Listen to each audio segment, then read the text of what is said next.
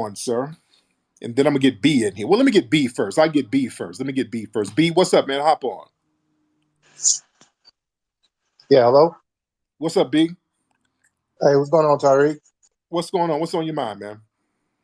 Hey, man, I just got a question, man. And I hate to bring like negative energy to the game, but just from your perspective, like, how realistic do you think that we can get reparations, man? Like, do you like see that really happening, man? Because we go through so much, trying to, talk like we're talking about it and we're trying to, go for it. But do you really think that's going to happen for us, man? Yes, absolutely. Yes, indeed. I absolutely think they're going to do that. I know they're going to do it because, see, we're so on code, they ain't got no choice. Let me tell you something. We're letting them know now. We're not going to really support any candidate unless they're talking about reparations. We're letting them know. This is why the conversation, look, listen to me.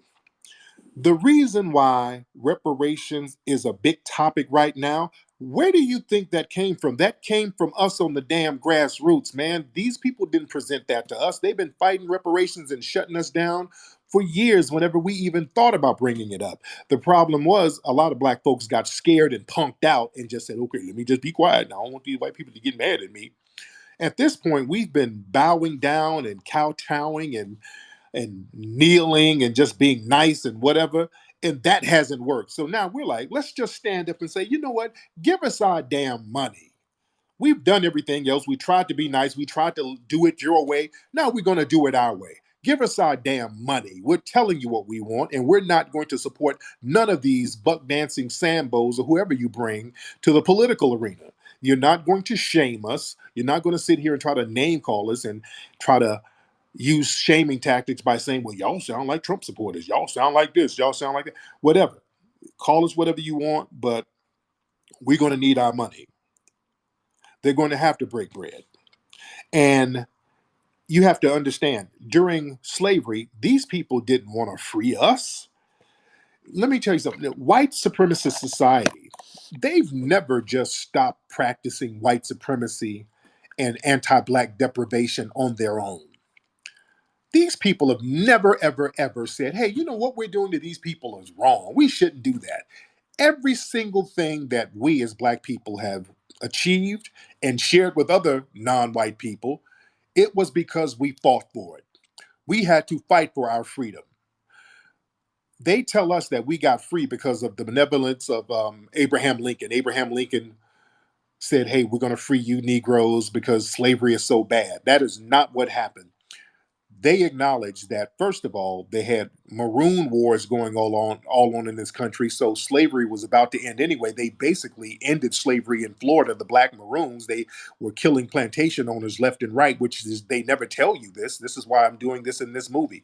We're breaking that down in the movie American Maroon. It was the black people in Florida who shut slavery down there. They were burning plantations down all over Florida and freeing the black people there. They knew that that would eventually become very contagious all around the country. During the Civil War, the North was losing the Civil War. It wasn't about freeing anybody. The Civil War didn't start because they wanted to free no damn slaves. That came later because that was the incentive to get black people to sign on to fight. When black people signed on to fight for the Union, because the Union was losing, if you look at the early Civil War battles, the Union was getting their asses toe up. The US government had to get black people who were enslaved and they had to get maroons out of the swamps to come help them. That's another thing. The maroons who were living in the swamps, they recruited them to fight for the Union. That's when the Union started winning. We freed our damn selves. You understand? We need to know history. During the civil rights movement, that was black people standing up for themselves saying, hey, we're not going to be denied basic civil rights. You're going to have to give us some of them damn tangibles. You're going to have to give us something. It was black people turning up 1968 to get the Fair Housing Act popping. Remember, they had discriminatory housing practices that were on the books. They said in writing, you can't sell these properties to Negroes. Negroes can't live here. Negroes can't live there. We had to get out there in the streets and make that thing happen. We've always made it happen in spite of what the dominant society wanted. So black folks, I don't want y'all to get that because a lot of y'all, man, come from these damn tether backgrounds, by the way. There was another tether we were getting on his case earlier. He was tweeting some shit. Man, I don't know, man. Reparation, that ain't gonna stop no white supremacy, though. We're not trying to stop white supremacy. We're trying to get what's owed to us. All right. Whenever we talk about our reparations, all of a sudden we got to be the damn Avengers. We got to save everybody. Fuck all that. We're not trying to save everybody. We're not, this is not something where we're trying to stop racism. That's very hard to do, and that burden should not be on our backs. We, as foundational Black Americans, we have a very, very, very specific debt that's owed to us. We were enslaved and we built this damn country. We are unique. No other group went through what we went through, and we need to be compensated for that particular act that was done to us. People love getting around us and they try to conflate all of these other issues.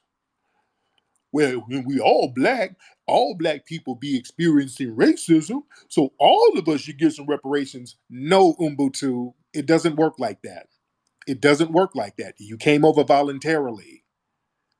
So that kills your argument that you were oppressed if you came over voluntarily. If we let you get reparations because you came over voluntarily, that opens the door to the Hispanics and to everybody else, and that will neutralize reparations, which is what they're trying to do. This is why we are hell bent on making it lineage based. That's why we keep acknowledging our foundational Black American culture, and that's why so many people hate it, because they've been so used to us sharing our culture with everybody. Now that we have our culture acknowledged and we're gatekeeping it, people want to cry foul.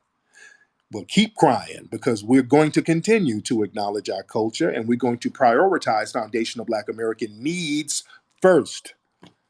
Then everybody else comes second, but we're going to make sure our shit is in order. We're going to make sure our stuff is together. What's a lot of y'all in here? By the way, have y'all seen the the puppet character? For those who have no, I have a new puppet character that I created.